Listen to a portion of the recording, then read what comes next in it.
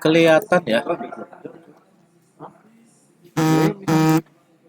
Kelihatan Mas. Oke, kelihatan ya. Kelihatan. Oke. Ini kayaknya ini aja langsung. Apa namanya? Lewandowski, ada Mbappe, ada Maguire. Ini karena materinya agak bukan in game ya, jadi nggak apa-apa sih. Sambil ngobrol juga nggak apa-apa. Jadi aku sambil jelasin, sambil ngobrol juga nggak apa-apa. Biar enak, biar ada interaksi gitu. Kebanyakan orang sering nanya ini soalnya, gimana caranya jadi pro player dan segala macam gitu kan. Nah, ini mungkin salah satu contekan lah ya. Oke, yang pertama ada aku bagi jadi dua bagian ya. Pertama adalah meniti karir sebagai pro player. Yang kedua adalah trial esports team. Yang di meniti karir pro player itu kita harus tahu tentang level-level player dari publik sampai ke pro player. Kemudian goal dan plan-nya untuk jadi pro player, kemudian mentalitinya harus gimana, dan macam-macam jalurnya jadi pro player. And then kita di trial esports. Nah, yang trial sekarang ini beda sama trial yang dulu ya.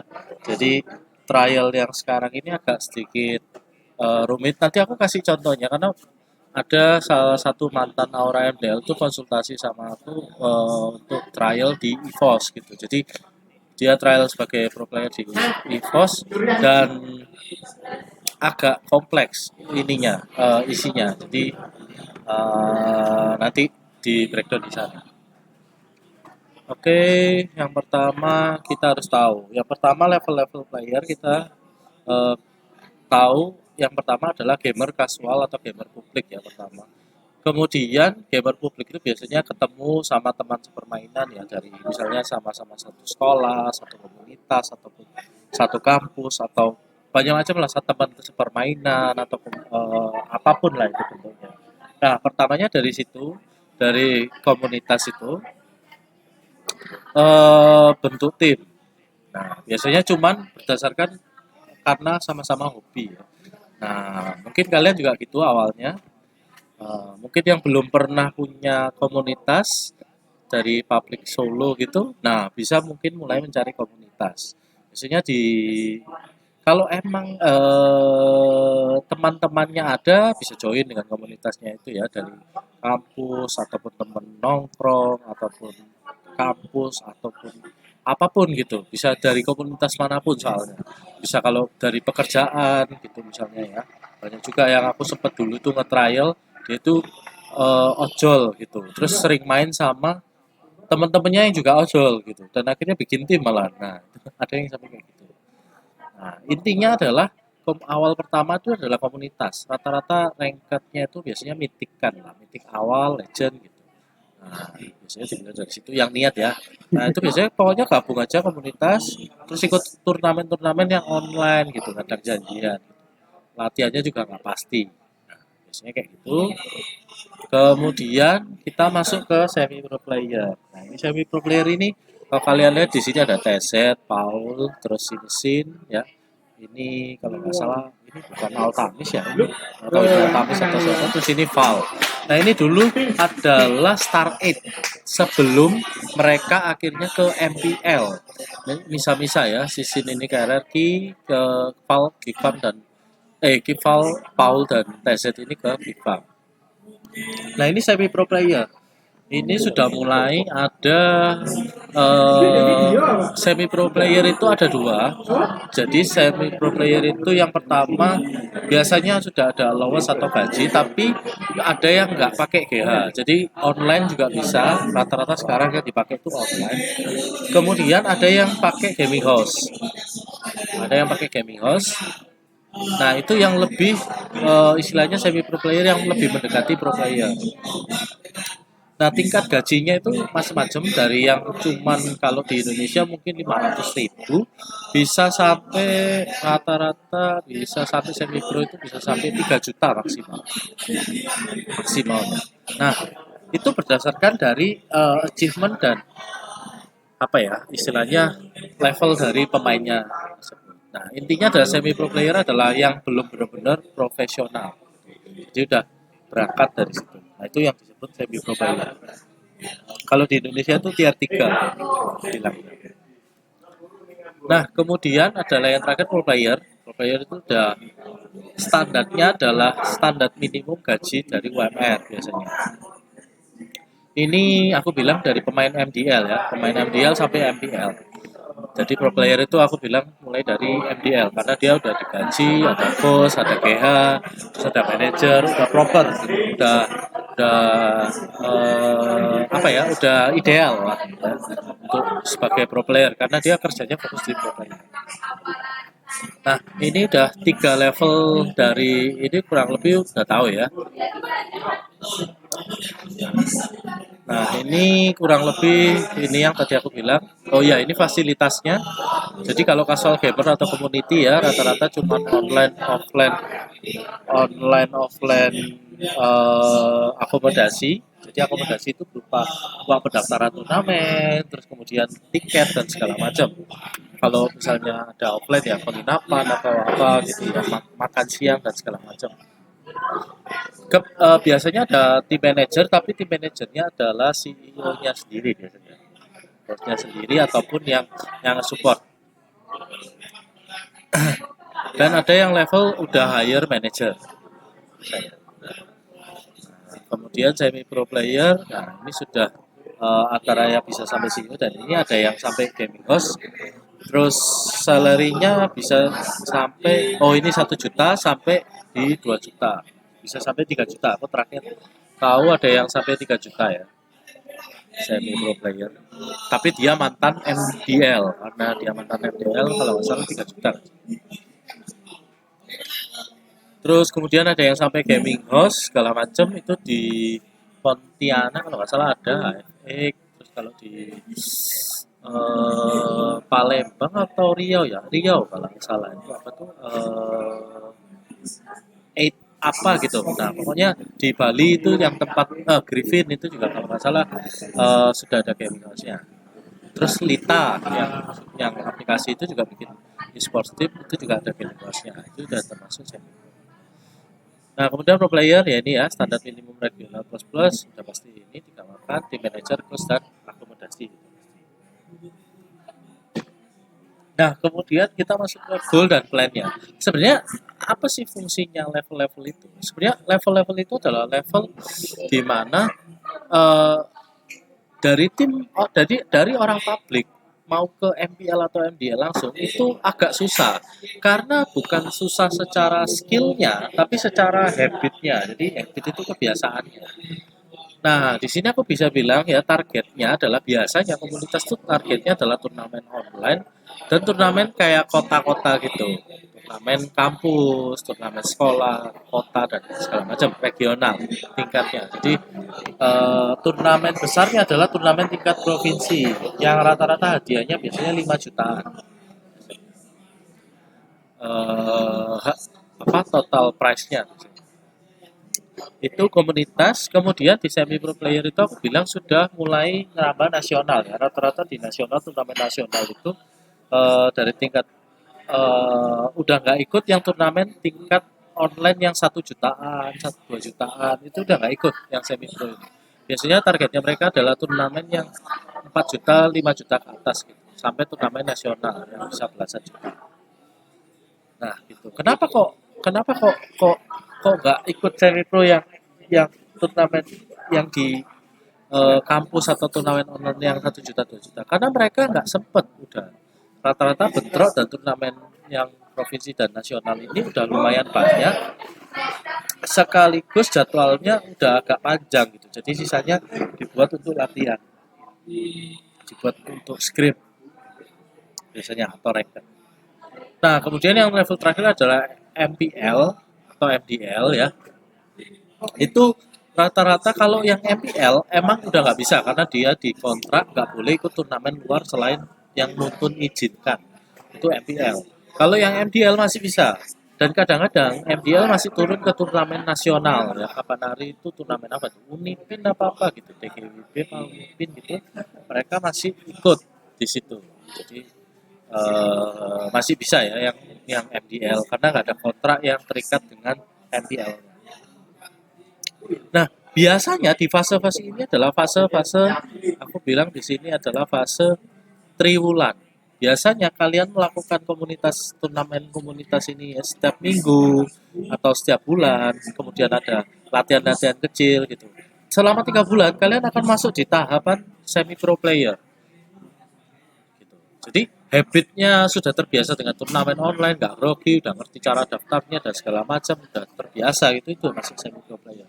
Nah, begitu pula ketika kalian udah terbiasa di semi pro player ya, udah biasa ketemu nasional ya, kadang ketemu pemain MDL-nya langsung biasanya. Nah, itu kalian sudah di tahap semi pro itu ketika udah 3 bulan, paling cepat nih ya, paling cepat nggak bisa lebih dikurangi. Karena itu paling cepat 3 bulan, kemudian kalian akan masuk ke tahapan ke pro player. Jadi kayak habit scrim dan segala macam itu udah biasa gitu. Ketemu pemain-pemain besar udah biasa.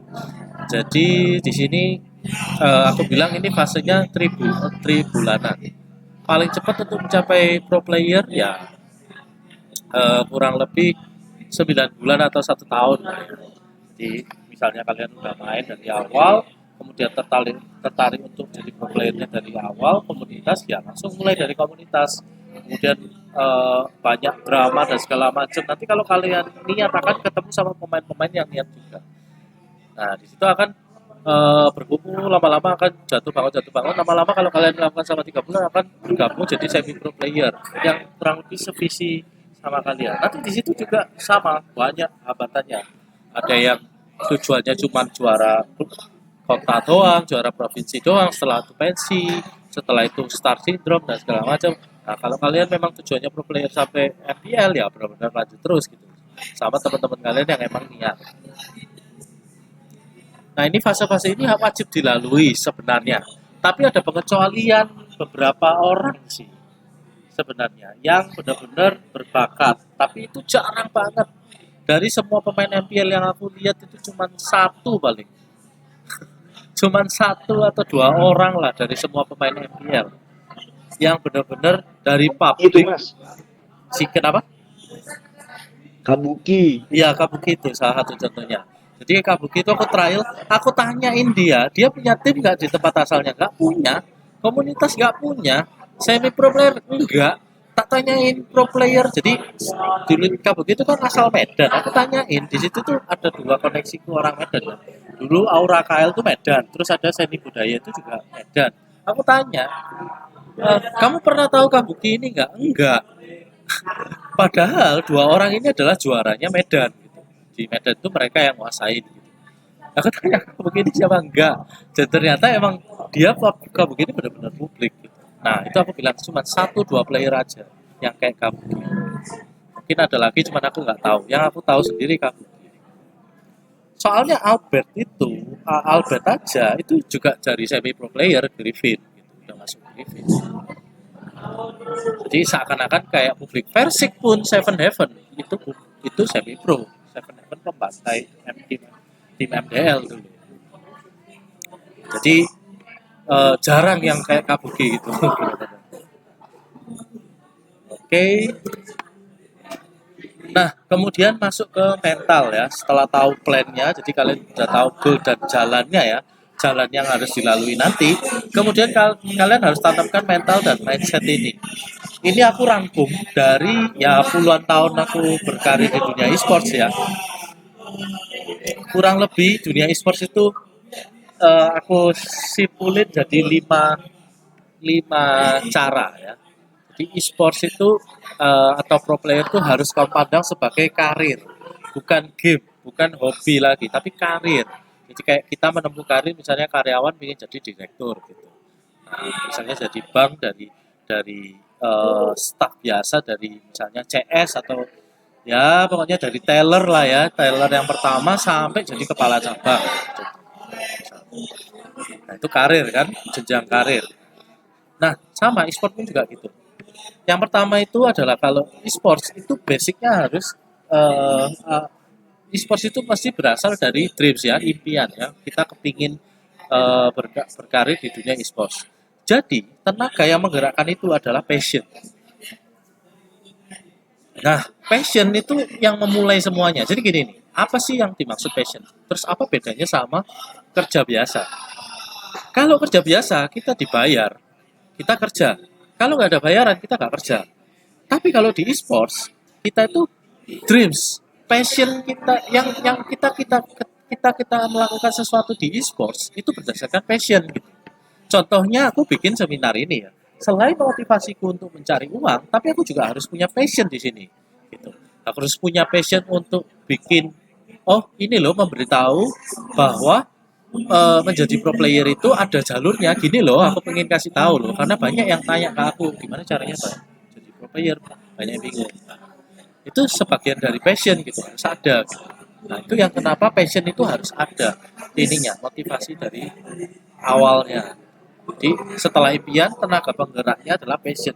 Jadi ketika kita tidak menghasilkan sesuatu atau gagal, itu nggak terlalu sakit karena passion gitu loh. Karena kita juga melakukan apa yang kita sukai. Oke, yang kedua, itu yang pertama, yang kedua adalah kompetitif. Nah, e-sports itu jelas kompetitif. Dari 100 tim, dari 8 tim MPL cuma satu juaranya. Dari 100 tim, ya semuanya pingin 100 orang, pingin jadi yang terbaik satu orang. Nah, kemudian, so being different is your unique selling point. Jadi, kalau kamu menjadi yang berbeda, itu justru menjadi poin plus. Jadi ketika di dunia kompetitif, justru ketika warnamu sama, kamu akan nggak dilihat. Tapi ketika warnamu beda, itu kamu dilihat. Itu contohnya. Jadi misalnya ya kalian tahu sendiri,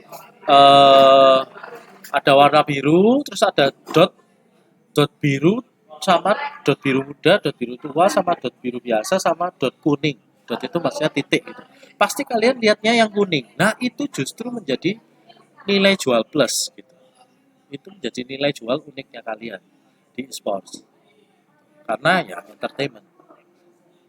Nah, karena aku pun juga gitu sih. Jadi kenapa aku ingin jadi coach yang lebih beda? Ya aku bikin seminar ini gitu. Belum tentu coach lain bisa bikin seminar ini. Contohnya kayak gitu. Nah, ini kan coach kan juga kompetitif tuh banyak coach. Nah, aku bikin seminar ini biar jadi nilai jual yang berbeda dari coach lain. Nah, contohnya kayak gitu. Sama player pun gitu, misalnya memainkan hero yang berbeda, tapi misalnya dengan mastery itu akan menjadi unique selling point. Gitu. Itu akan dinotis. Kemudian yang ketiga, jadi perbedaan jangan ikut arus ya istilah kamunya. Ya ikut arus boleh, tapi harus punya karakter. Kemudian yang ketiga adalah e-sport itu global. Jadi make a good attitude and professional is must. Jadi gini, e-sport itu apa ya? Cakupannya itu global. Jadi kalau misalnya nih, andai kata aku di sini misalnya ya, aku di sini ya, ngekos gini ya, kalian udah bayar dan segala macam. Andai kata aku bolong nih, atau nggak infoin, atau nggak sesuai janjiku gitu, aku molor 1 hari gitu. Nah, itu nanti bisa sampai ke coach yang lain gitu, atau sampai tim yang lain ketika mau ngerekrut itu ketika seminar itu molor 1 hari misalnya kayak gitu hanya karena kesalahan kecil nggak profesional dan attitude-nya misalnya aku nggak bagus gitu ya telat atau segala macam ya itu bisa sampai sana omongannya dan itu aku sering karena ketika aku seleksi pemain aku ada aja info nggak perlu cari info gitu kayak ada aja info yang oh ini pemain pernah bikin drama ini apa segala macam itu ada termasuk nggak cuman ini aku ngomong global ya nggak cuman pro player sama pro player ya, tapi staff pun sama staff pun itu juga desain terus apa ya manajer apa itu omong-omongan di belakangnya itu secara nggak langsung itu nyebar gitu.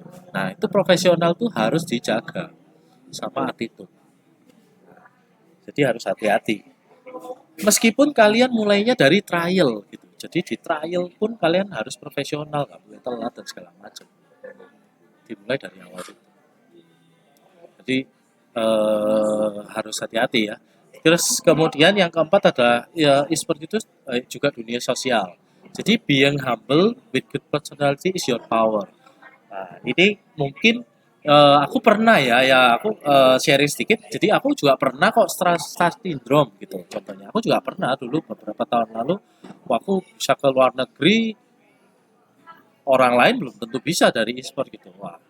Nah, di situ beberapa orang jadi nggak beberapa orang jadi nggak terlalu suka atau segala macam jadi nggak aku menimbulkan gesekan yang padahal aku belum tentu berhubungan sama dia itu belum tentu bergesekan gitu. Tapi karena aku terlihatnya sombong dan nggak good personality, itu jadi mereka itu misalnya mau merekrut aku jadi nggak jadi gitu. Dan itu aku pernah ngalamin sendiri. Gitu. Jadi aku bilangnya e-sports itu sosial sehingga humble sama good personality itu tuh juga kewajiban di poin keempat ya. Kemudian e-sports itu juga tentang bahasa. Di jadi so being positive and not toxic is your personal brand. Jadi personal brandnya kalian itu adalah mau dilihat brand yang kayak gimana. Ya kalian tahu sendiri ya. Kalau misalnya ya kalau kayak Donkey gitu ya mungkin dia udah juara dunia mau toxic bisa lah. Tapi kalau misalnya dia belum apa-apa terus toxic, orang tuh mau tim e-sports mau ambil itu takut. Justru justru aku sepengalamanku nge-trial di tim MPL, semakin toksik kalian ya kayak ya kalian banyak ngomong kotor dan segala macam di trial, itu semakin kita semakin takut untuk rekrut gitu. Wah, nih orang belum-belum waktu trial aja udah ngomong toksik gitu. Ya apa ngomongnya udah yang nggak nggak bener lah gitu. Bukannya malah keren, malah menjatuhkan kalian, malah nilai negatif. Nah, itu aku pengalaman sendiri karena ya nge-trial itu aku sukanya pemain yang nurut, yang sesuai alur, maksudnya yang ngikutin prosedur, yang tepat waktu, terus ngebantu ngebantu kita trial. Nah, itu Kabuki itu dulu kayak gitu sampai dia itu aku cerita ya Kabuki ini ya, cakep banget dia. Waktu trial dia malah bantuin manajernya untuk eh, bikin room, manggilin temennya. Bayangin itu trial itu sampai dia kayak gitu loh. Dia public. Tapi dia saking niatnya itu sampai dia udah standby 10 menit. Kemudian ketika udah jamnya misalnya jam 7 gitu ya. Jam 7 itu dia panggilin nih. Siapa aja yang main? Dibantu manajernya waktu itu si manajernya si Ben. Dia dipanggilin siapa aja yang main. Nanti siapa aja yang main? Yang kenal, yang dia yang add friend, dia bantu panggilin gitu. Sama bikin room gitu. Wah, itu kan maksud di mata kita itu yang nge-trial itu nilai plus gitu. Aku gitu dulu kayak gitu. Itu kenapa dia langsung direkrut dan cepet dari MDL nggak sampai MDL langsung MPL dia langsung waktu itu karena ya MDL-nya nggak ada kan waktu itu MDL-nya kan cewek ganti cewek nah, itu benar-benar dan orang positif nggak banyak omong dan segala macam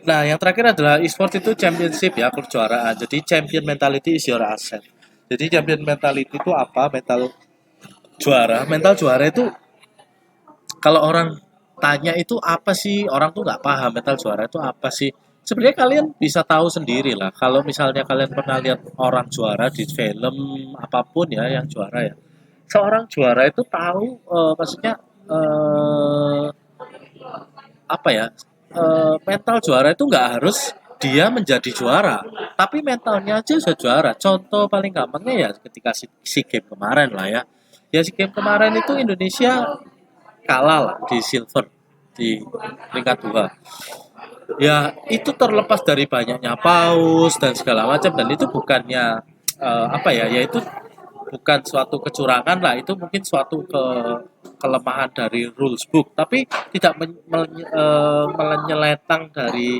ini ya peraturan yang yang ada ya jadi masih bukan bukan ngecit atau segala macam ya sebagai kalau kita punya mental juara ya udah diterima aja ya emang kita kalah gitu karena kan paus gitu contohnya ya musuh juga merasakan pausnya juga gitu sama-sama paus gitu.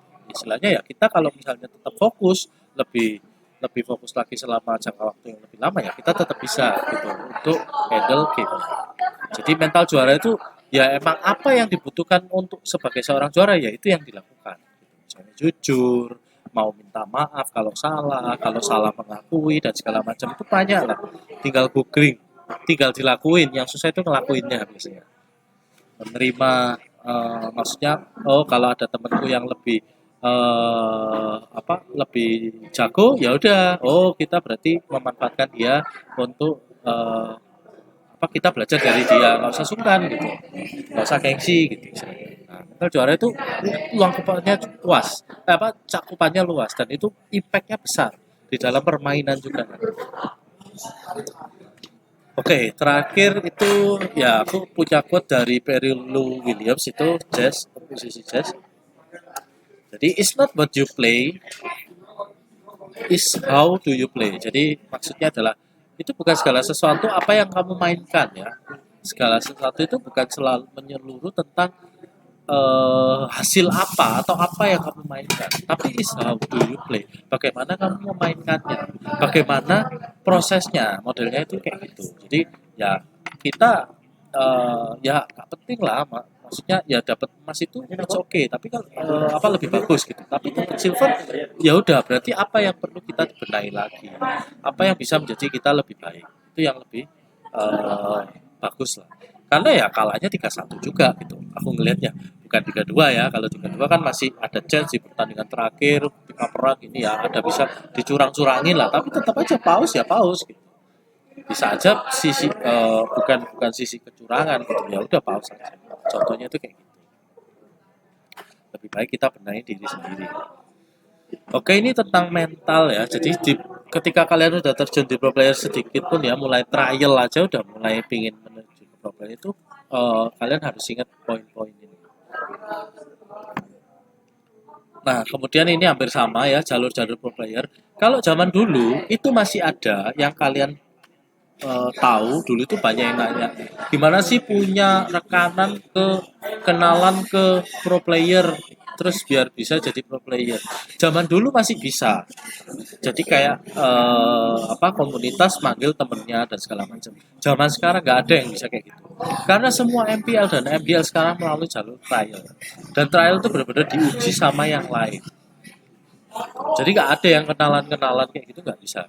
Jadi benar-benar zaman sekarang itu benar-benar murni dari trial. Dan ini aku bisa bilangnya trial community misalnya. Nah itu berawal dari grup community. Di situ ada grup-grup lah ya, pokoknya yang suka Mobile Legends apa itu biasanya grup-grup itu nanti yang niat-niat akan tergabung di grup ini biasanya grup joki atau grup scrim. Di sini tergolong semi pro. Jadi semi pro ini banyak yang joki, banyak yang scrim. Nah rata-rata joki, penjoki sih. Di sini nih kalau komunitas biasanya mementingkan chemistry ya, orangnya enak apa enggak dan segala macam. Nggak terlalu mementingkan mekanik kalau komunitas. Nah kalau di semi pro udah mementingkan mekanik dan chemistry. Jadi kayak cocok-cocokan sama mekanik. Nah jalur pro player ya ketika udah semi pro itu kemudian yang pro player itu udah benar-benar dari grup scrim ataupun open trial beneran ya. Jadi open trial open. Nah itu yang dipertimbangkan adalah mekanik, makro, komunikasi, dan mental. Jadi chemistry itu udah nggak ada. Jadi chemistry itu benar-benar dibuang. Karena kalian tahu sendiri ya, nggak ada sekarang jarang banget yang diambil paketan. Gitu. Terakhir itu yang diambil paketan itu Aura MDL kemarin kalau nggak salah. Yang ambil grup penjoki, ambil paketan. Nah, kalau sekarang rata-rata udah benar-benar personal kontrak ya, benar-benar ya udah kalau kamu perform satu orang yang dikontrak, lainnya nggak dikontrak. Udah kayak gitu sih. Nggak ada yang, oh aku maunya sama temenku. Wah, masih banyak ya dulu yang kayak gitu-gitu. Nggak bisa, ya udah buang ganti yang lain. Gitu. Banyak. Sayang banget kan peluangnya. Nah, kemudian online trial. Nah, ini ya biasanya adalah tahapannya trial MDL dulu. Baru trial ke MPL. Jadi kalau kalian udah trial di MPL, kalau MDL itu sama tier 3 trialnya hampir mirip ya. Cuman kalau trial tim 3 itu berdasarkan rekomendasi, kenalan dan open trial biasa, kemudian daftar lalu ini langsung main biasanya lihat dari mitik berapa gitu standar minimumnya dari ranknya berapa kemudian ya udah langsung trial cocok atau enggak atau mekaniknya cukup apa enggak saya kalau trial MDL kurang lebih sama. Nah nanti kalau di trial MDL itu beda lagi di sini benar-benar semuanya dihitung nanti aku kasih lihat ya contohnya trial. Aku mau tanya di sini ada yang pernah coba trial RRQ atau EVOS nggak? Atau Onyx? Gitu? Ada yang pernah coba? Kalau belum enggak. Belum? Atau udah? Belum daftar doang tapi nggak dipanggil. Udah ngisi Google Form-nya? Sempat yang ini sih, yang RRQ sama sama Gig tuh kemarin terakhir. Oh, nanti aku mau tanya ya, karena ini aku ini punya EVOS soalnya, beda kali ya. Jadi aku pengen tahu. Aku sempat ngisi Oke. yang formnya RRQ juga, tapi yang coach kan. Kurang lebih sama tak lihat. Oh, cuman lebih ribet sih ini, lebih ribet sih EVOS ternyata. Oke, kemudian ini. Nah, masuk ke bagian kedua ya. Itu tadi kan bagian pertama tentang jalur-jalur, mental, plan dan segala macam ya. Nah, masuk bagian kedua itu trial dari esports teamnya. Nah, ini apa saja yang diperlukan untuk trial tim esports ya? Standar minimum rank. Nah, standar minimum ranknya berapa? Rata-rata tim esports di tengah season biasanya 800. Di akhir season biasanya 1.500. Kalau yang hype ini apa sih MPL gitu, rata-rata 1.000 ke atas lah, tapi 1.500 amannya. Jadi kalau kalian memang pingin coba peruntungan ke tim MPL langsung, berarti adalah ke ini 1.500. Jadi begitu langsung berpush rank sampai 1.500 meeting. Kemudian standar achievement. Achievement ini sebenarnya adalah formalitas saja. Achievement ini apa contohnya? Jadi kayak kalian pernah turnamen juara di tingkat mana gitu. Online doang, ataupun turnamen nasional, ataupun turnamen regional, ataupun turnamen internasional atau apa. Nah, itu dibutuhkan untuk tahu kalian itu punya mental apa enggak sebenarnya itu. Karena itu bukan dinilai, tapi kayak mental kalian itu udah ngelawan siapa aja. Yang perlu disiapkan itu, jadi achievement dikumpulkan, jangan dihilangkan. Jadi ketika kalian juara turnamen di manapun ya, sekecil apapun tetap dikumpulkan. Kemudian CV dan data diri. Nah, CV itu disiapkan aja. Nah, ini nanti kita akan bahas tips dan triknya trial tim e-sport ya, apa saja yang harus dituliskan, apa yang diperhatikan waktu isi Google Form. Kemudian di in-game apa saja yang perlu diperhatikan waktu in-game, sama apa ya pentingnya ini ya, link ya, maksudnya link dari player. Kemudian poin yang keempat adalah tips and trick trial tim e-sport di interview ya. Interview ini biasanya yang terakhir, nggak terlalu istilahnya formalitas doang. Tapi nggak apa-apa kita bahas.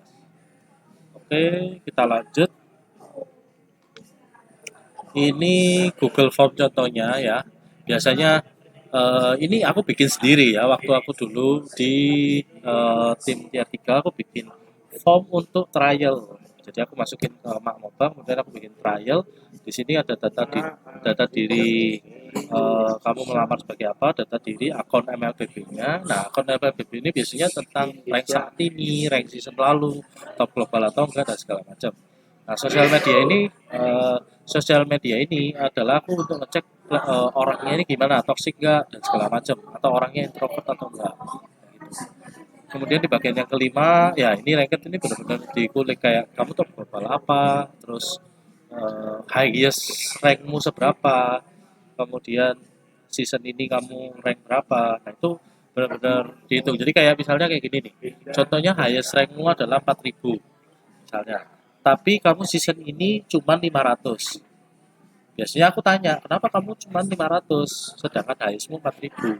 Oh, aku 500 karena aku joki. Oh, berarti dia aku joki. Nah, kayak gitu-gitu tuh perlu. Karena nggak semua aku ambil dari highest rank sekarang atau highest yang dulu. Pasti ada penyebab apa namanya, misalnya rank sekarang 2000 sama yang rank sekarang 500, belum tentu yang 2000 itu yang lebih jago daripada yang 500 gitu. Karena dia ada kepentingan lain yang 500 contohnya gitu. Itu keperluannya. Kemudian di sini ada pengalaman e-sports ya, pernah ngetim di mana aja, pernah KH enggak dan segala macam, pernah apa MDL atau MPL atau apa. Dan achievement tertinggi yaitu tadi seperti apa turnamen-turnamen itu.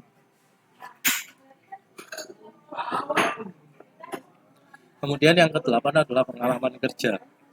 Pengalaman kerja itu apakah orang ini pernah bekerja di luar ataupun cuman mahasiswa ataupun nggak pernah kerja sama sekali. Itu juga bahan pertimbangan. Kalau aku cuman butuh ini ya. Nah, nanti kita bahas yang lebih detail di pos. Nah, ini contohnya ya.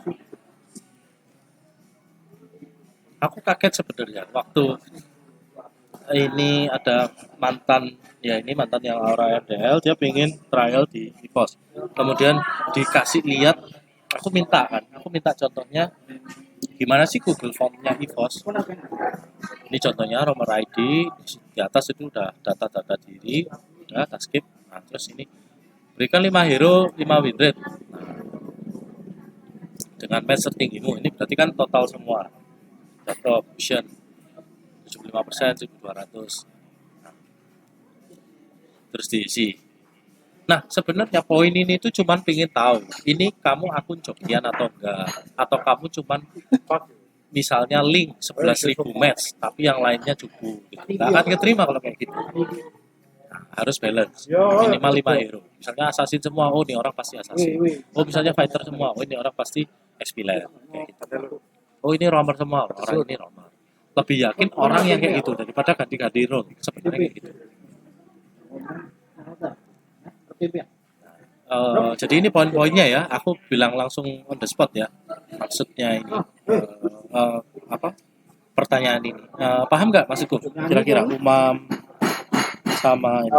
Paham ya? Jadi kalau misalnya kalian udah mulai dari sekarang tuh bikin akun itu portofolio salah satunya. Akun, achievement dan segala macam itu portofolio ya kalian untuk dinilai sama yang tim sportsnya itu. Cara bacanya gitu.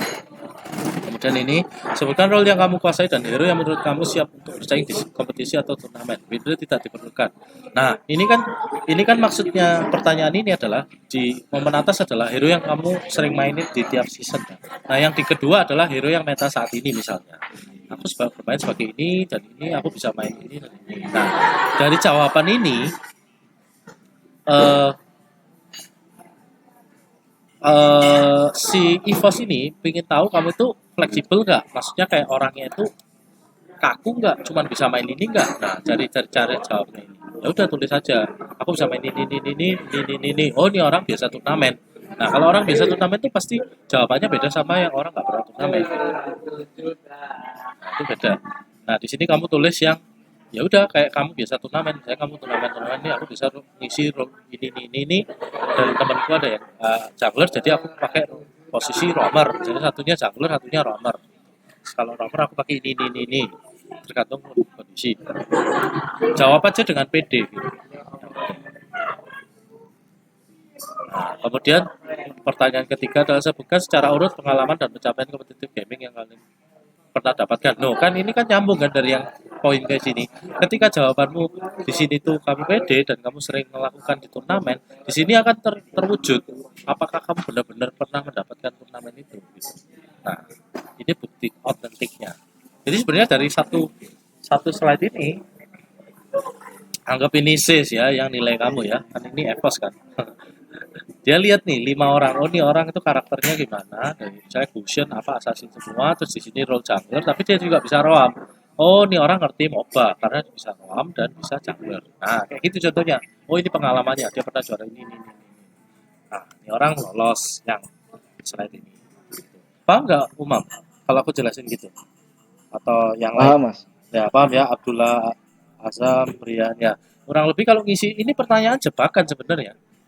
Dia nggak akan benar-benar nilai sebenarnya loh ya, nggak akan benar-benar ngelihat ngepoin gitu, nggak terlalu sebenarnya, nggak akan kamu di add terus dinilai, nggak terlalu menurutku ya, cuman ngelihat apakah kamu jujur apa enggak. Itu kalau kalau di sini kamu nggak punya achievement, terus kamu di sini ngomongnya aku bisa segala role jungler XP dan ini, tapi di sininya nggak tercermin kamu di sini assassin semua ya mungkin. Maksudnya di sini apa namanya assassin semua, di sini ternyata ada XP dan ini, terus pengalamannya cuma 1 kali, wah berarti kamu kurang pengalaman kayak gitu. Oke, Oke. nganterin 2 akun gitu bisa nggak sih mas? Misalkan aku dulu pernah jual akun gitu dan Nah, sekarang ini kedua udah beda lagi. ini jeleknya yang aku sering ngomong. Jadi gini nih, untuk kalian yang sering jual akun ya. Aku juga punya murid yang kayak gitu ya, ada satu orang ya. Aku ngomong selalu, jangan jual akun utama atau bikinlah akun utama yang baru yang memang kalian mau tujuan untuk ke e-sports. Satunya adalah kalian memang jualan. Nah, itu bedain gitu. Yang akun utama itu, yang benar-benar nanti kalian ketika ngelamar itu pakai akun itu. Nah, ketika kalian Gini nih mas, kenapa? aku mau Tak juga, no. Oh ya, tanya aja. Iya, Mang itu. kan Pas aku motor dulu mancan, tuh aku mainnya tuh all roll tuh. kata kapan? Dulu aku main jungler dan lain-lain. Aku dulu suka ISS tuh pernah sampai global juga. Nah, tapi terus pas udah ya sekarang kan udah mulai dapat nih role utama aku tuh apa gitu.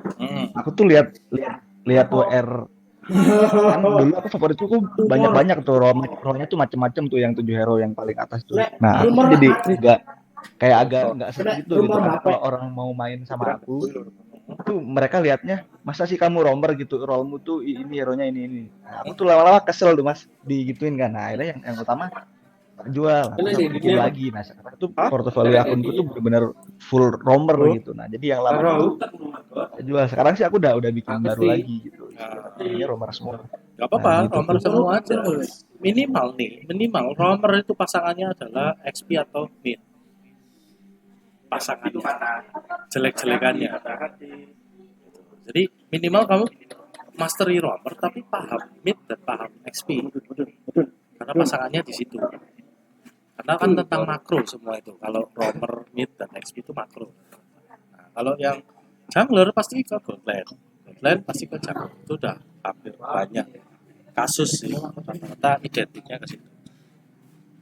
Ya intinya kalau jual akun ya udah jual akun aja. Maksudnya spam di ini itu. Nah tapi kalau misalnya akun yang kamu sendiri ya udah kalau bisa turnamen atau apa itu pakai akunmu yang itu. Dan yang paling penting nickname-nya jangan diganti. Itu yang paling sering aku tekankan tapi paling diremehkan sama orang player. Kamu dulu tahu Fearless nggak? Fearless-nya Rebellion nggak? Fearless tahu. Versik tahu nggak waktu zaman sebelum di Evos? Tahu. Nah, Udah tahu kan aku. namanya Versik dulu apa? Ya Versik toh. Iya. Iya kan?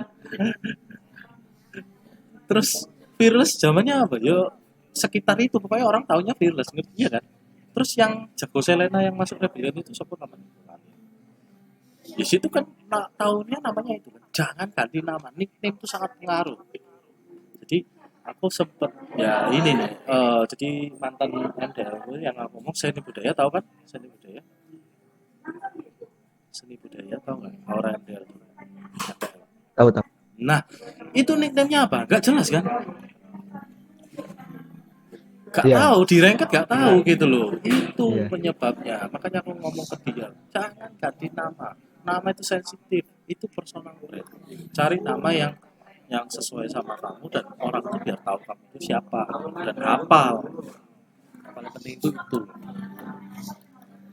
nah itu sebagai portofolio itu nggak boleh diremehin itu cari aja Tapi ada scoutingnya gitu mas di turnamen kadang-kadang ada yang ngeliatin gitu ngincer pemain ini ada kadang tergantung turnamennya kalau turnamen besar udah pasti ada aku cari player dulu kayak gitu misalnya turnamen semi pro ya pak turnamen 10 juta gitu ya semi pro akan lihat itu tapi kalau MDL nggak terlalu lihat itu nggak lihat males kamu pasti ngelamar di aku itu loh modelnya mereka nggak lihat bawah gitu kalau MDL tuh lihatnya ya MDL nah, kalau semi pro lihat sebelahnya ya itu turnamen 15 juta nggak lihat turnamen 1-2 juta nangkep nggak maksud pola pikirnya itu kayak gitu MPL nggak akan cari player yang kayak Kabuki gitu nggak ada ya lihat dari Google Form doang siapa tahu ada gitu doang daripada dia nge-scouting buang-buang waktu ngeliatin turnamen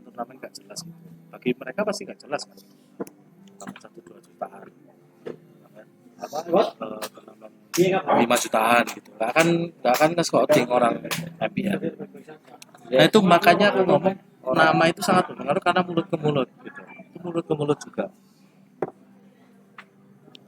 Versi terus apa lagi ya? Albert kalau nggak salah Albert juga namanya Albert kalau nggak salah. Pokoknya aku ingat tuh Versik namanya. Versik itu Jambu dulu pemain MPL waktu zamanku MPL aja pernah dikalahin sama dia, timnya dia. Jadi udah tahu gitu. Wan tuh Mas Wan kan juga dari awal Wan aja. Nah, itu yang paling penting karena itu mulut ke mulut. Kemudian itu ya, ceritakan secara singkat tentang dirimu. Nah, ini ya udah ceritakan aja. Nah, ini biasanya kalau orang gamer kan cuma ceritain 1 kalimat. Nah, kalau bisa jangan 1 kalimat, minimal 3 kalimat.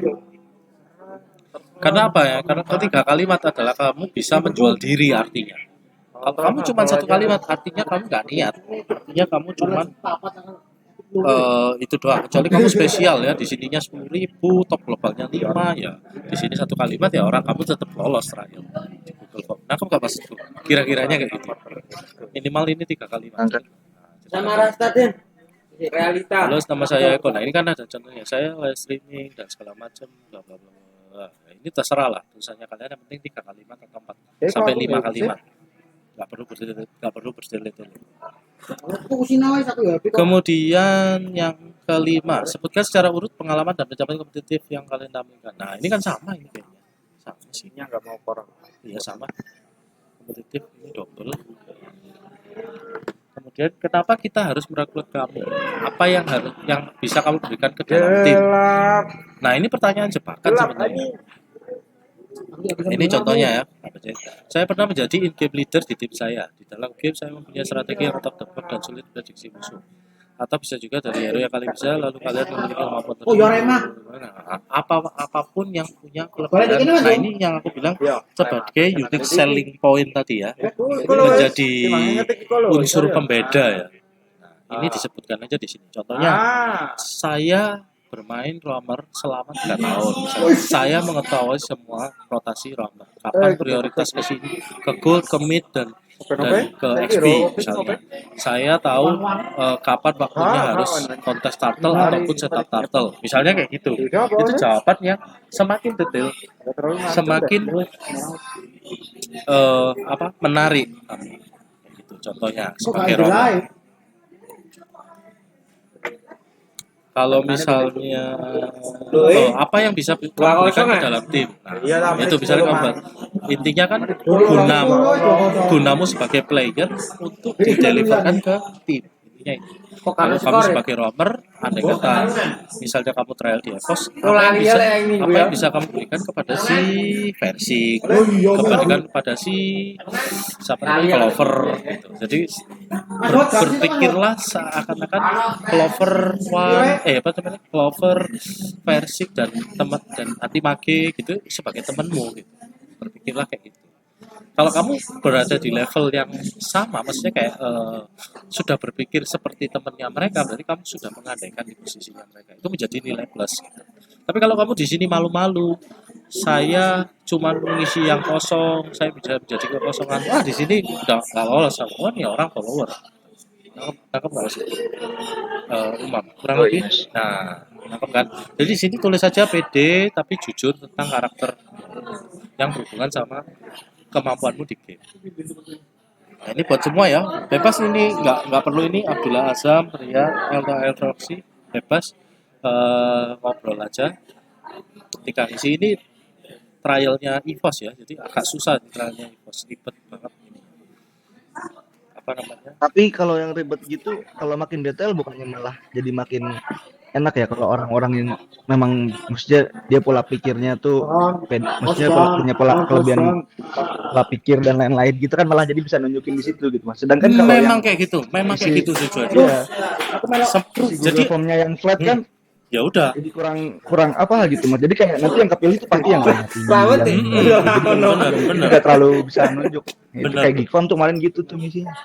Karena abal-abal kan, filternya abal-abal, saringannya itu besar abal-abal. Kamu tahu nggak hasilnya dari Google Form ini apa? Google Formnya EVOS ini apa? Hasil real. Real iki. Belum bilang dia now. Maksudnya apa nih mas? Recruitingnya gitu. Ya, Iya, iya. Google Form sedetail ini loh, nanti sampai bawah itu. Sedetail ini hasilnya apa? So bisa dilihat impact-nya. Hasilnya, Dari pemain-pemainnya kali jadi hasilnya EVOS Icon juara MDL. Padahal dia kemarin-kemarin saya, bener nggak? Secara nggak langsung dia merekrut pemain yang sangat benar.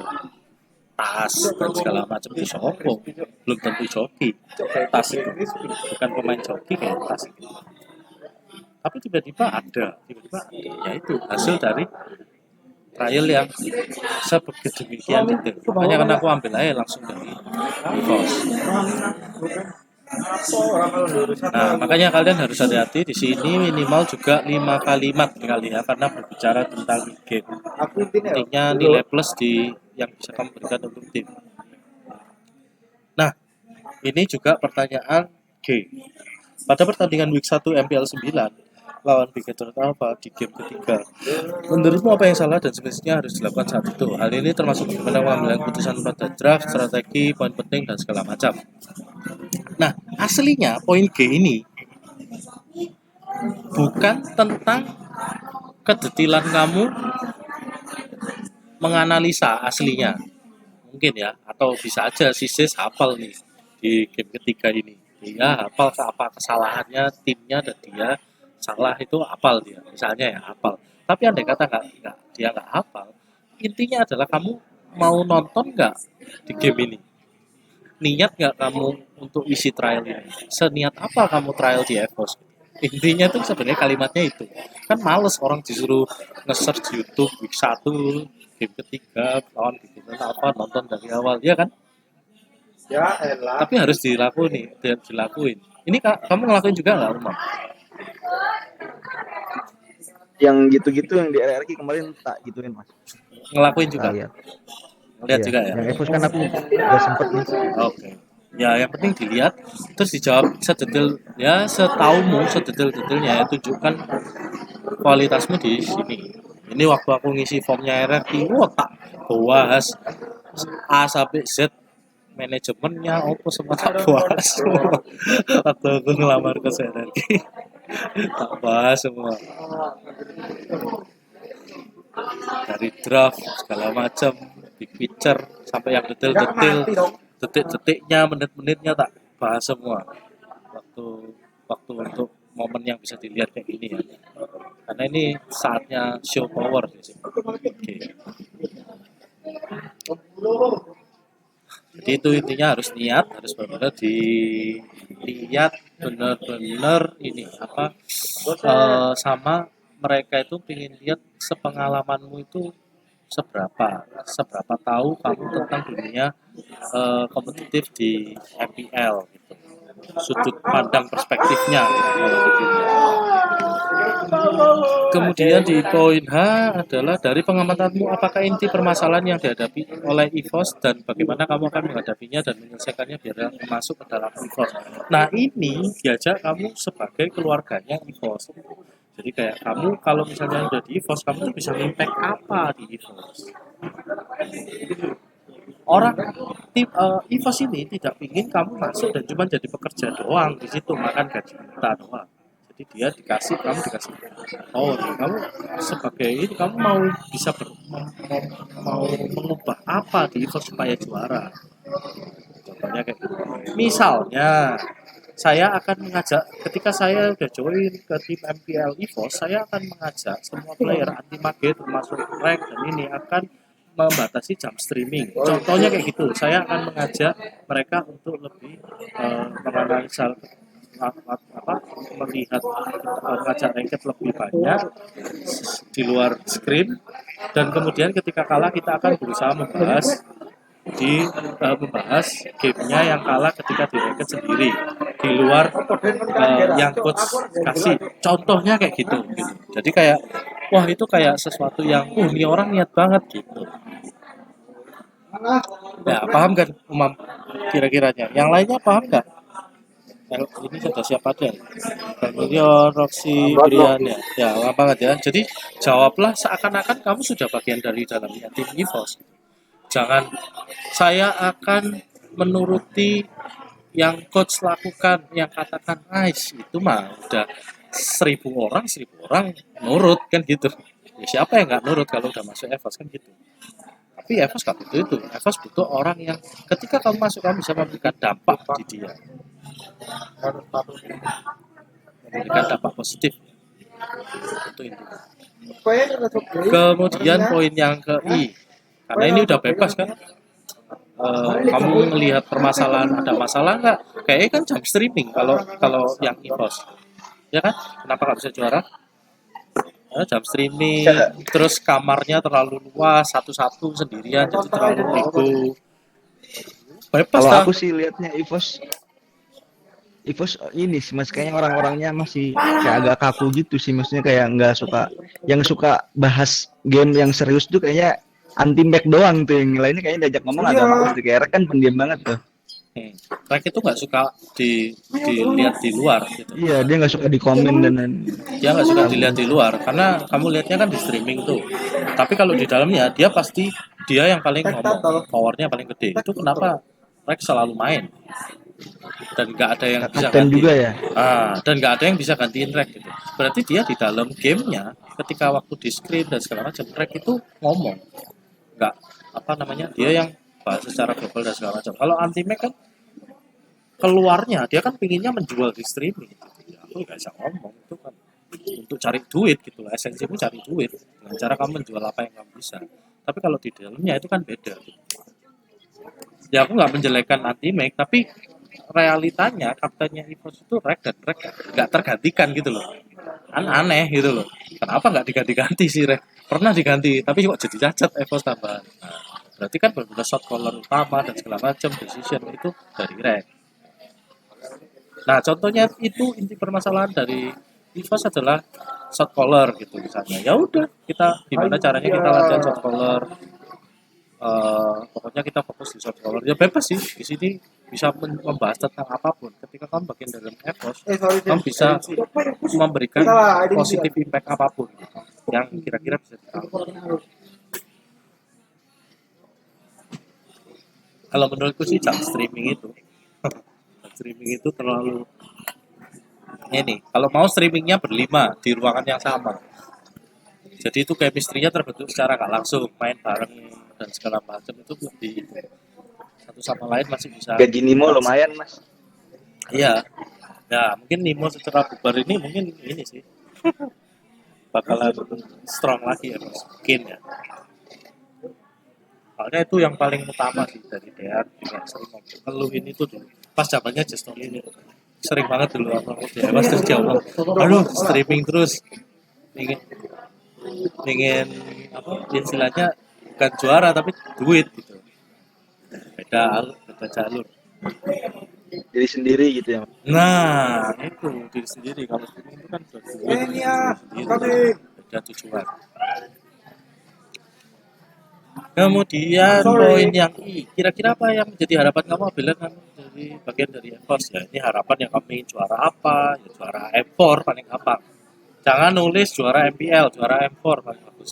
Karena EVOS juga ingin juara M4.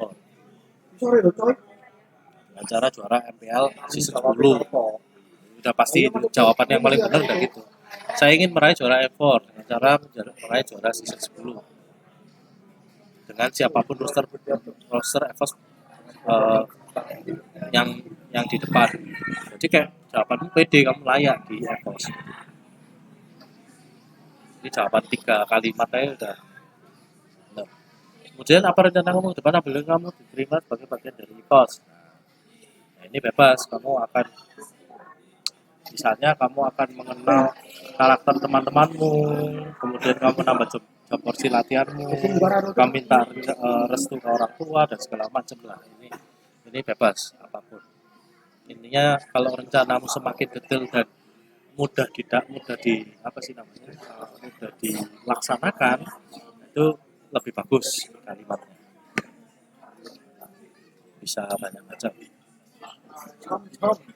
Oke, rencana itu ya, kan.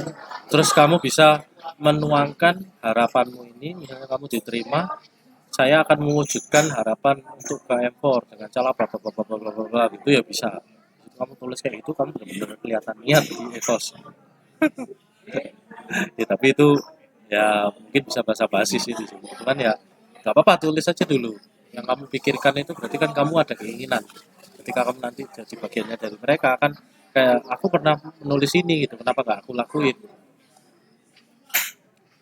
Itu. Nah, ini yang agak susah. Waktu itu si Willy, si seni budaya itu tanya tentang ini, mentalis ini. Apabila kamu sedang berada dalam turnamen, kamu tetap menghadapi match dengan format BO5 dan dalam posisi tertinggal 0-2. Pada dua game tersebut, tim kalian terlihat tidak dapat mengeluarkan performa terbaiknya dan keputusan kalah telak. Bagaimana kamu menghadapi situasi seperti itu dan apa yang kamu lakukan untuk menghadapi game ketiga? Jelaskan secara detail dan berikan solusi yang kamu ambil. Nah, ini kalau kamu gimana nih, Mam? Aku ingin tahu dari sisi gimana. Kamu ada nggak pertanyaan RRQ yang kayak gini? RRQ mah lebih ke Nggak ada sih yang kayaknya kiri. lebih kompleks EVOS sih. Iya, yang kayak gini sih nggak ada ya. Gua yakin EVOS dah paling detail dah. Ini soalnya Dan orangnya detail. Ini nggak ada RRQ. Iya, kalau lebih ke nganalisa game dan Nah, lain-lain. teman gitu. Nah, ini aku tanya. Kalau gig malah nggak ada sama sekali. Ya, kalau gig mah ya segitu itu. Gig ya gig aja. Aku udah pernah di gig juga. Jadi ya udah skip. Kita bahas ini nih. Contoh, kenapa kok ini? Kenapa apa? Kamu akan menjawab apa nih di sini? Ingin tahu. Karena aku, ini tuh maksudnya, iya. kamu main di match ini, terus BO5, terus kalah 0-2, tapi karena kayak nggak dapat mengeluarkan potensi dan performa terbaik teman-temanmu ambil kamu gitu, sama kamu gitu tim. Nah, kamu akan melakukan apa untuk merubahkan itu? Kamu akan jawab apa? Kalau aku sih ya pokoknya kita harus tak panasin lagi sih Mas. Misalkan mereka nih udah pesimis banget gitu, kalah telak gitu. Udah nggak usah gimana lagi, kita main normalnya. Kalau aku pasti akan bikin semangat lagi, misalkan ya kan, kalau udah posisi mental kayak gitu kan yang dipikirin cuma tadi kalah telak dan lain. Aku ajak flashback sih mungkin Mas. Ayo kita tuh pernah juara ini ya, kita pernah menang di sini gitu. Kita tuh bisa kita tunjukin gitu. Nah, jadi biar api semangat di game itu tuh dia tuh nyala lagi gitu. Karena kalau menganalisa ke pertandingan satu dua kayaknya nggak keburu juga sih. Nggak akan bisa. Otomatis dalam lagi main juga kan Mas. Nggak akan bisa. Jadi kan aku lebih ke situ sih Mas. Ayo gitu, lu tuh terus misalkan mid lanerku dia jago ini gitu, ayo lu tuh shot caller lu tuh paling jago loh di MPL dan lain-lain gitu, udah banyak yang ngakuin, ayo kita lakuin yang terbaik dan lain, paling tak gituin sih Mas. Nah, tapi kan di sini nulisnya susah tuh kamu. Ayo, nulisnya gimana? Ya gitu pasti Pak. Nulisnya gimana tuh? Kira-kira. Ya itu sih mungkin lebih yang deskripsiinnya. Ya Secara intinya sih berarti ngebus mental. Oh, berarti gini nih kamu nulisnya ya. Dan menurutku jika bahas tentang in-game akan nggak keburu waktunya dan problem utamanya adalah mental. Jadi aku akan ngebus mental teman-temanku gitu ya. Contohnya misalnya begini, nah kamu tulis gitu ya. Ya kayak yang tadi tak bahas itu. Oke. Jadi kurang lebih gitu sih. Itu bagus juga. Karena memang dari posisi 02 itu udah yang bermain itu udah mental. Aku pernah kan di posisi ini kemarin di APL Play itu udah 03, satu kali lagi udah nggak lolos. Kemudian aku main dengan, aku bilang gini, jadi semua staff tak usir keluar waktu itu. Staff tak usir keluar, terus tak ajak misu-misu waktu itu. Jadi ada apa, ngomong kotor semua. Jadi kayak kita main biasa gitu. Akhirnya begitu main kotor itu biar lepas gitu maksudnya. Fungsinya adalah biar lepas. Jadi biar nggak ke pressure akan harus menangnya. Nah, karena pressure harus menang itu malah bikin jadi bumerang. Nah, kalau aku ya kayak gitu ya. Jadi aku mengusir semua staff yang tidak perlu, kemudian melepaskan pressure dengan cara kayak kita biasa biasa melakukan apa ketika skrip atau ini dianggap sebagai pertandingan biasa. Kemudian ya aku akan bilang nothing tulus lah, istilahnya ini tuh kalah atau menang ya udah gitu, kita all in aja di sini. Waktu itu aku pakai strategi yang benar-benar kita pun cuman latihanin cuman satu game kalau nggak salah di script. Waktu itu kayak gitu. Jadi ya nothing tulus di situ. Akhirnya malah menang dan itu ngebawa sampai terakhir ya final itu. Temponya berjalan gitu terus. PD-nya itu habis menang sekali langsung menang terus sampai terakhir. Jadi intinya tentang mental sebenarnya. Nah ini benar sih. Rata-rata orang akan kalau misalnya ada yang jawab kita akan bahas replay dan segala macam itu susah. Intinya adalah jawaban di A ini adalah kamu harus melakukan sesuatu yang out untuk timmu. Karena kalau kamu lakukan hal yang biasa kayak menyemangati timmu biasa, yuk kamu bisa, itu nggak akan efek sebenarnya. Jadi harus melakukan gerakan tertentu, misalnya aku apa memeluk semua temanku apa gimana gitu. Nah harus melakukan kayak gitu-gitu untuk fokus mentalnya. Ya, kurang lebih gitu sih jawabannya. Kalau di posisi kalau bahas in game malah ribut habis waktu doang. Iya malah debat biasanya. Karena egonya apanya segala macamnya itu tuh timbulnya di 02 ini blaming dan segala macam kan mulai di sini nih siapa yang bikin kesalahan lah, draft lah, segala macam lah. Keluar semua ada jelek-jeleknya. Nah, di posisi itu udah di reset semua. Penting kita main nothing tulus gitu. Tujuan kita kan mau menang, ya udah menangin gitu. Lihat aja game depan. Nah, caranya ngereset itu biasanya dengan gerakan fisik. Jadi ngereset kalau misalnya kita cuma ngomong doang, dia akan masuk kanan masuk telinga kanan keluar telinga kiri biasanya teman-temanmu itu. Jadi harus diajak gerakan fisik. Dipeluk kayak diajak tos semua kayak apa harus kayak gitu. Nah, itu dituliskan di sini. Karena gerakan fisik itu perlu. Waktu itu tak suruh berdiri semua, terus tak ajak, ayo setiap orang ngeluarin kata-kata kotor. Waktu itu ya, timku tuh gitu. Soalnya waktu turnamen tuh mereka nggak ngomong kotor sama sekali lah. Ngapain nggak ngomong kotor? Nah, biar lepas gitu, no pressure. Ya karena mereka masih tim tiernya kan semi pro gitu. Jadi mereka itu ketika di syuting di MDL itu kayak waduh aku dilihat 1000 orang nih dan segala macam kayak gitu-gitu loh, pikiran yang gak penting kayak gitu itu harus dibebaskan. Siapa sih yang mau lihat kamu gitu. Terus tak balik kayak gitu. Gak usah mikir sih mau lihat kamu gitu. Nikmati aja game. Ya akhirnya dari situ menangnya. Kemudian yang poin yang B, kamu sedang dalam posisi mengalami win streak bersama dengan timmu. Namun pada suatu turnamen tiba-tiba tim kamu mengalami kekalahan telak dan terkesan tidak berjaya. Bagaimana kamu menghadapi situasi tersebut? Jelaskan detik. Nah, ini pertanyaan tentang kebalikannya. Apakah kamu star syndrome atau enggak? Kalau kamu udah pernah mengalami ini, terus kamu udah ngerti caranya mengalami star syndrome, ini dijelaskan di detail di sini lebih bagus. Intinya ini adalah pertanyaan tentang kamu pernah star syndrome atau enggak sebenarnya. Kalau orang yang nggak pernah mengalami star syndrome di sini jawabannya pasti akan salah kelihatan. Kamu jawab apa nih, Umar? Kira-kira? Gimana mas? Sorry dari Casan tadi. Ini yang B, kamu sedang dalam posisi mengalami win streak bersama dengan timmu. Kemudian pada suatu turnamen tiba-tiba tim kamu mengalami kekalahan telak dan terkesan tidak berdaya. Bagaimana kamu menghadapi situasi tersebut?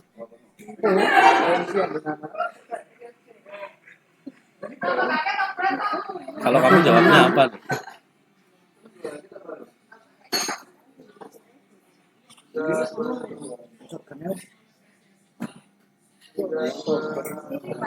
Halo? itu berarti kita dalam keadaan udah jaya banget, terus tiba-tiba satu titik tuh kita kalah gitu. Iya gitu, tiba-tiba kepleset gitu. Lawan tim cupu biasanya udah pasti itu. Aku juga pernah ngalamin di panis, aku nggak ke Australia gara-gara ya ini win streak, habis itu tiba-tiba kalah gitu. Wah, nggak ke Australia. Aku sih dulu pernah sih Mas kayak gini.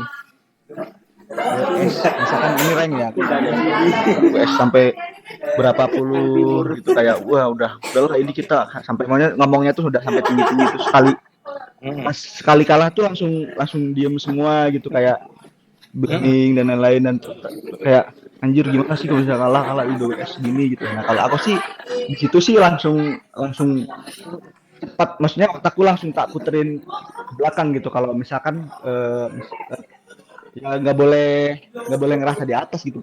Kalau aku orangnya cepat sadar sih Mas, kalau ini mungkin karena sombong dan lain-lain gitu. Jadi aku langsung balikin mentalnya. Ya udahlah, memang masih menang itu main kan ada kalah gitu. Kalau kalah itu pelajarannya gitu, terus kita coba ini lagi. Nah ini jawabanmu itu kan kamu. Kalau ini di timmu loh. Nah, ini kita Dari tim bagian, ya ini bagian dari IVAS loh kamu. Itu kan WS tuh rank. Nah, ini kan bagian di IVAS loh.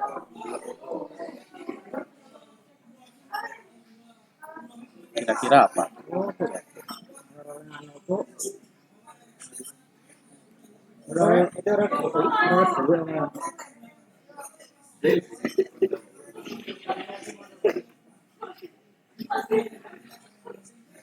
Terpikir nggak kira-kira? Bisa bayangin nggak? Mahasiswa ini kan ini di tim berarti harus apalagi turnamen ya. Kalah ya. Misalnya si Rek tuh tiba-tiba ya aku yakin Rek nggak mungkin diem aja sih gitu loh. Tapi ini pertanyaannya, ketika kamu di tim, kamu melakukan apa gitu? Ya sebenarnya tinggal jawab itu tadi. Aku pakai refleksi diri, apa yang bikin aku bikin salah apa dan segala macam gitu. Terus kemudian kamu lihat keadaan timmu. Kalau timmu tetap diem-dieman, kamu akan mecah suasana itu, kamu akan berusaha menjahitkan. Ya itu turnamen ini adalah bukan tentang win streak atau enggak gitu. Ya berarti kalau kita kalah memang kita kurang siap atau nggak layak gitu. Intinya kan gitu. Ya kasih tahu ke tim gitu. Kalau timnya diem aja. Intinya aku koreksi diri sendiri. Pertamanya gitu. Kemudian ya kamu deliver lagi. Kamu ke tim gitu. Kalau timnya tetap diem-dieman, kamu harus bikin pecah suasananya. Itu santai aja. Ini cuma kalah kayak kita nggak pernah kalah gitu. Dan ini cuma kalah di satu turnamen. Sebenarnya ini kalah itu kekalahan telak itu pada turnamen itu karena sebenarnya nilai turnamennya itu nggak penting. Itu Umam yang aku bilang ya. Jadi ceritanya aku pernah ngeremehin itu poin. Sudah ngerasain. Jadi waktu itu aku juara Indo 2 kali di Dota. Juara Indo 2 kali, SPL sama apa. Dan aku hafal semua pattern musuhku. Jadi aku hafal semua, nggak perlu analisis dan segala macam. Ketika di final yang ke Australia itu, aku kalah kepleset karena patternku dibaca semua dan dia main dengan defensif yang lebih rapi. Waktu itu, waktu aku main di Forsotan, aku nyeselnya setengah mati. Harusnya aku tetap respect dengan analis. Dulu itu kita punya kebiasaan sebelum H-1 sebelum ketemu lawan kita harus analis. Tapi waktu itu nggak usah lah analis, pasti gaya mainnya kayak gini gitu, dan kalah. Wah itu aku benar-benar nyesel sejak itu. Mainnya nggak nge-review tim lawannya sebelumnya mainnya gimana? Iya, karena udah nge-review sampai 2 kali, udah sampai 3 kali kita nge-review itu. Tapi di momen 2 bulan atau 3 bulan, aku nggak maksudnya. Di 2 bulan atau 3 bulan yang 2 bulan lalu atau bulan lalu itu sudah nge-review tim itu 3 kali gitu loh. Jadi nganggapnya ya udah itu mereka pasti mainnya sama kayak kemarin gini. Nah, kamu nggak maksudnya? Sok tahu gitu loh ceritanya. Nah, sejak itu aku kalah. Sampai sekarang akhirnya aku menetapkan diri ketika siapapun lawanku, aku harus tahu, harus analis, harus respect. Caranya respect, bentuk aslinya adalah menganalisis minimal 1 jam tim musuh. minimal. Jadi buka replay yang terakhir kalau nggak ada informasi, kalau di ML yang ngeliatin rankednya dia main apa aja dan segala macam lah. Minimal nge-respect itu dengan bentuknya ya kita meluangkan waktu dan usaha untuk membaca musuh gitu loh. Jadi kita nggak akan ngeremehin. Aku nggak maksudnya Bang. Itu sebenarnya. Tangkap Mas. Iya, iya. Karena aku udah pernah di situ gara-gara itu nggak ke Australia. Ciampu eman banget. Orang kita menang terus ya. Dua turnamen, juara apa tuh ISPL itu liga menang terus. Kemudian turnamen apa lagi? Nah, orang kalahnya iya, kepleset. orang sindrom tuh paling susah ngakuin orang lain kan Mas. Kadang-kadang kayak harusnya kita respect band, kita nggak respect band, dan karena udah merasa bisa kita lawan dia gitu misalkan. Kalau masalah respect band, aku nggak bisa ngomong karena beda-beda. Ada orang yang respect band itu karena takut. Ada yang karena emang udah dicoba dan nggak bisa ngelawan jadi respect gitu. Itu beda hal kalau draft ya. Tapi kalau tentang kita meluangkan waktu menganalisa itu beda. Karena kalau ketika draft pick, kamu bisa nge-ban hero yang counter gameplaymu. Misalnya kamu tuh selalu kalah kalau ketemu Kufra. Ya ban Kufra gitu. Ya ngapain aku nge-respect ban? Aku butuhnya gameplay tim itu adalah Kufra. Nah, kalau itu kan apa sih namanya? Bagian dari strategi gitu. Tapi kalau itu masalah waktu gitu. Maksudnya beda gitu. Respect itu benar-benar ada perubahan apa dia berkembang di mana sekarang dia nyimpan hero apa atau apa, nah itu penting gitu. Itu at least kita meluangkan waktu dan usaha sehingga kita pasti respect. Kalau nggak meluangkan waktu karena ini ya nggak respect pasti itu pasti kalah. Oke, terus ini mindset ya. Yang terakhir kalau nggak salah. Kamu sedang dalam sebuah game draft berikut Angela, Romer, Pakuito, Jungler, Patrick, Botlaner. Nah ini lebih ke studi case ini kayaknya. Kagura, midlaner menghadapi musuh dengan draft Hilda, Romer, Esme, Lilia, Link, dan Opal Kupa. Bagaimana kamu dapat menangkan? Jelaskan winning condition. Nah pertama kamu jelasin winning condition dulu di sini. Winning condition Lilia midlanernya ini berarti Angelanya oleh kantor. Nah ini misalnya memberitahukan Lilia, rotasi Lilia karena Lilia dan Hilda itu midlaner yang kuat. Winning conditionnya mereka di midlaner. Sedangkan winning condition kita adalah magnitudonya ketika udah 4 kita powernya lebih besar. Nah ini kayak baca-baca draft sih. Kurang lebih kayak gitu. Di sini Grok cepat rotasi, jadi Grok harus cepat rotasi dibanding Esmeralda. Grok cepat rotasi ke mid. Yang ini Kaguranya menunggu sampai Kagura punya ulti baru rotasi. Intinya roamernya ini memirror Hildanya karena cuma bisa di-kiting roamernya. Nggak bisa kita yang ngegeng. Kupa-kupa dibiarkan by one sama Patrick. Udah ini jelasin kayak gitu. Ya ini pengetahuan makro dan draft kalian nanti ada tentang draft juga aku bacain.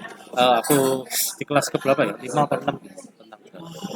Nah, intinya tentang itu terus kamu jelasin secara heromu sendiri, misalnya kamu nge-pick planner atau kamu nomor kamu ngapain. Langkah apa saja yang kamu lakukan untuk bisa menang dimulai dari early game, mid game, dan late game. Nah ini udah benar-benar detail dah. Di early game-nya yaitu tadi membatasi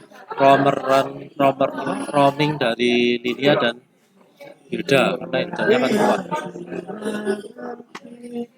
Kemudian kita kontes turtle yang pertama di situ memanfaatkan power Kagura dan Pakuito. Di Angelanya kalau bisa udah level 4. Di turtle yang kedua sih harusnya. Kalau yang pertama masih belum level 4. Kemudian masuk ke Pakuito untuk memanfaatkan Pakuito dan segala macam memanfaatkan Kagura. Ya intinya sih kayak gitu sih sebenarnya. Di late game-nya adalah apa ya? Oh ya, di late game-nya adalah berusaha menculik Link ketika main jauh. Contohnya kayak gitu. Ini Link-nya apa? Pasti main jauh. Di sini perang gedenya lebih enak atas sih.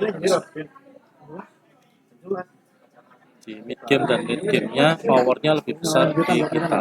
Jadi di early gamenya jangan terlalu diladenin, di mid game sama di late gamenya kita perangin gak apa-apa ketika udah keadaan winning. Intinya sih itu kalau terakhir.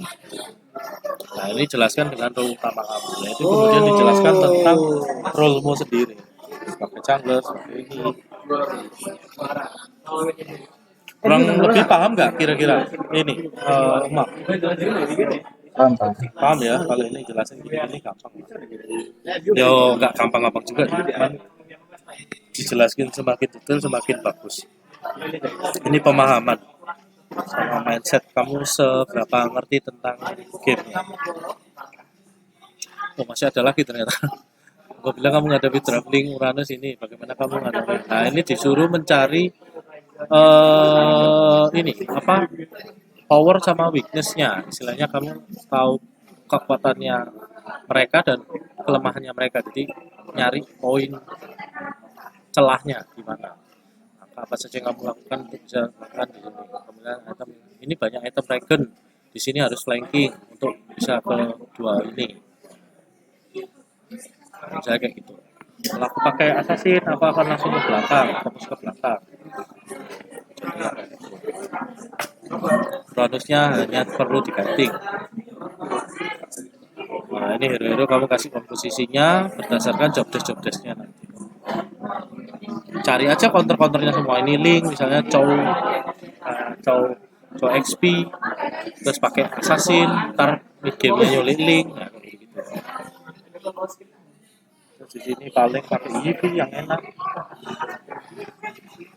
Oh EV tapi ada Selena sih. Main Lilia paling.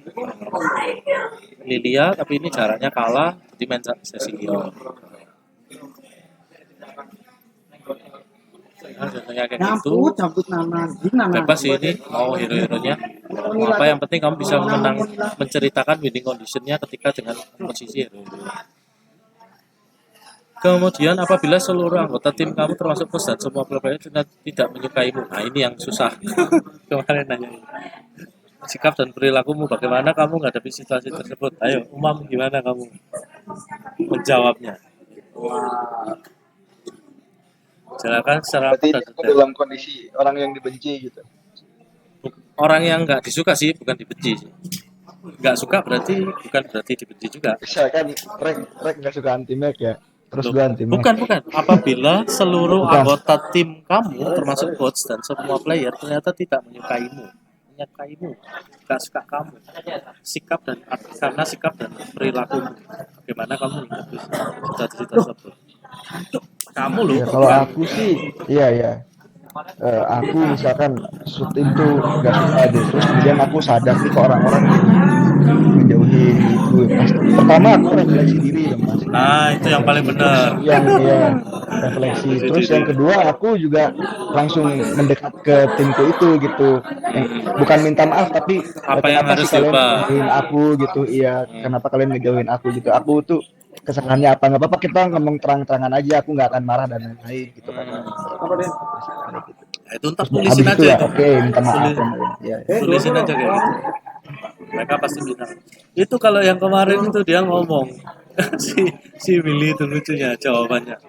Ya aku akan tetap pada tujuanku dan goalku untuk memenangkan tim. Jadi aku tetap berlatih lebih keras dan segala macam.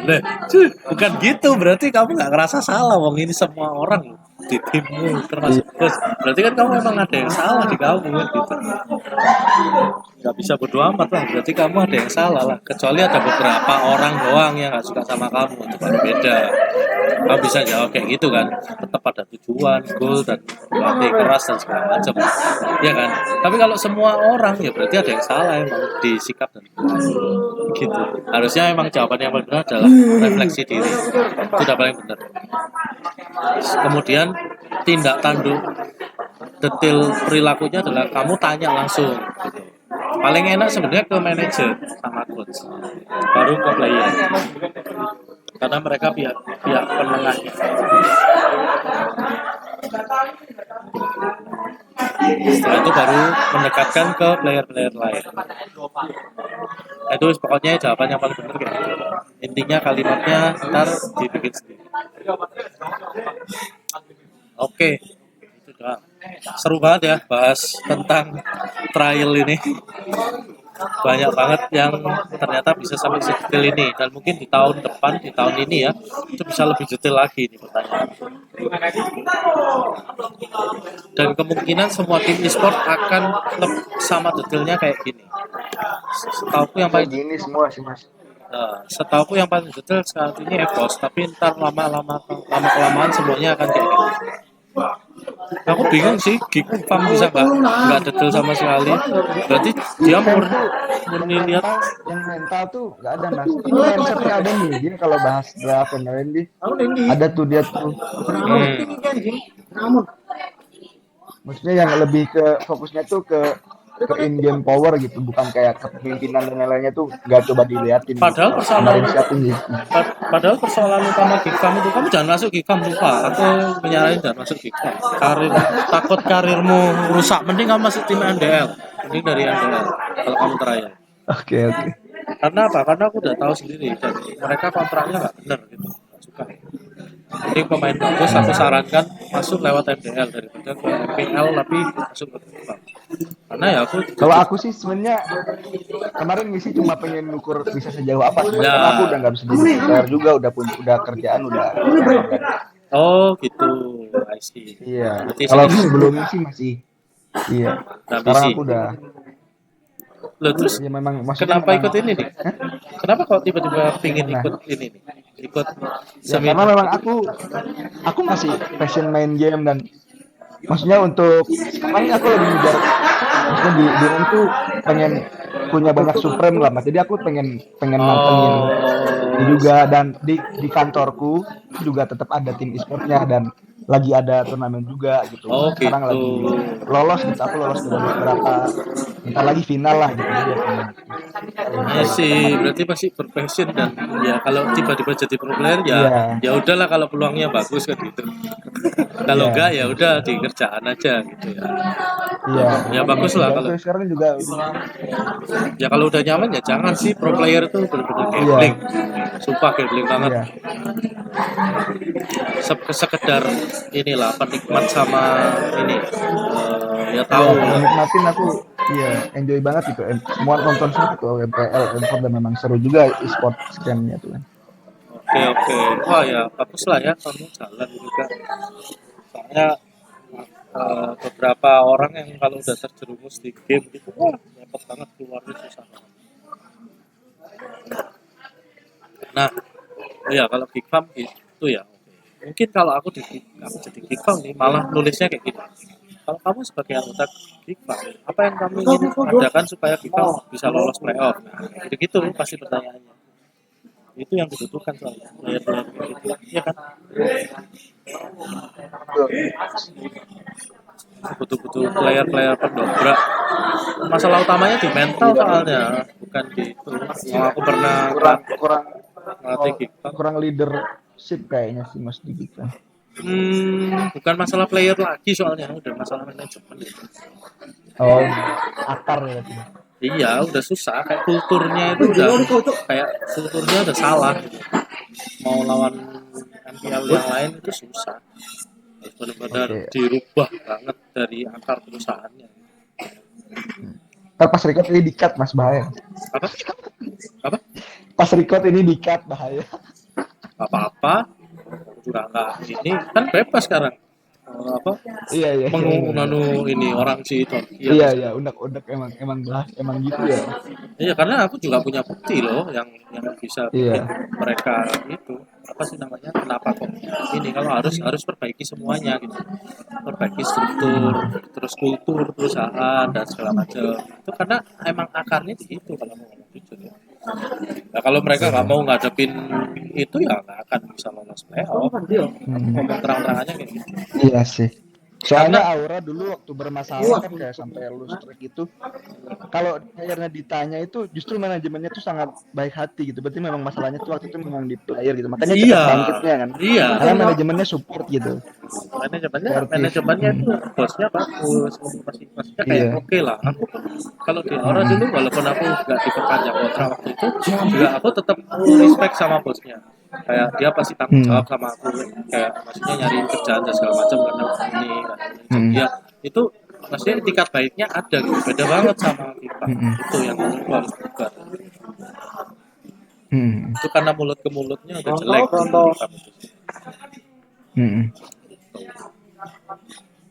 ya itu sih.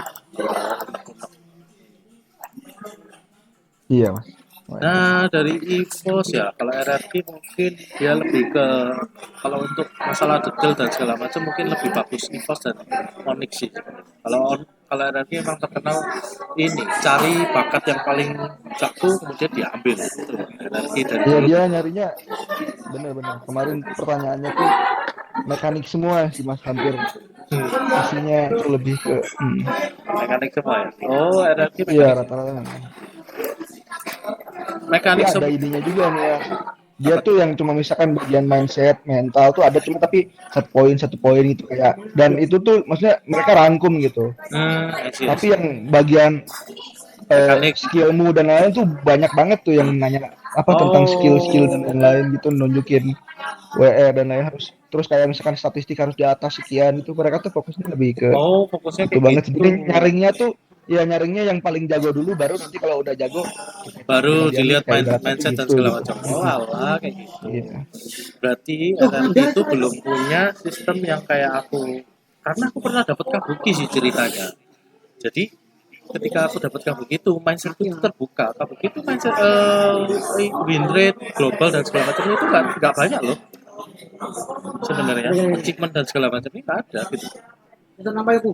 Itu anehnya, makanya dari situ aku nggak terlalu peduli tentang angka, yang penting di atas 800 misalnya kayak gitu.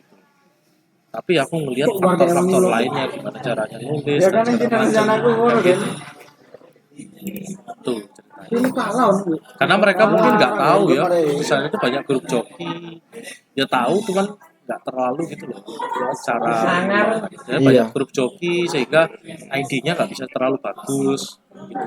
Nah itu kesulitanku tuh kemarin di RRQ tuh di situ, karena aku juga joki juga kan mas, maksudnya ID ku tuh yang season ini tuh Jelek nggak pasti kayak itu. di season sebelumnya. Iya, nggak terlalu, maksudnya baru 300 match doang main aku. Nah itu kalau aku pasti, kalau aku sebagai bosnya ya misalnya terima dia lab ya pasti bikin sistemnya kayak gitu, karena aku ngomong banyak orang joki yang nggak bisa apa ya nyari poin gitu loh, karena mereka udah pernah di poin teratas juga, jadi buat apa. Nah, itu kenapa kalau yang di pertanyaan yang aku bikin nih, contohnya yang di sini aku ngelihat ada pekerjaan apa, pengalaman apa gitu, kamu ngelakuin apa gitu.